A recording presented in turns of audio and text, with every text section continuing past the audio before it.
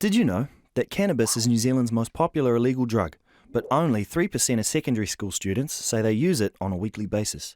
When cannabis is smoked, the active chemical THC goes into the lungs, is absorbed into the bloodstream and carried to the brain. The effects start within minutes and can last for half an hour or more. Cannabis is taken to the brain in a different way when eaten. This means it can be harder to know how strong the effects will be, and the effects can last for longer, which can be an unpleasant experience. Cannabis is a depressant and can be physically and psychologically addictive. Cannabis affects different people in different ways. Some people feel relaxed, like listening to Bob Marley and get the munchies. Others can feel paranoid, depressed and confused, with a higher risk of triggering mental illness and seeing, hearing or feeling things that aren't there. Smoking a lot of cannabis can affect your health, make it harder to concentrate, learn, play sports or find work.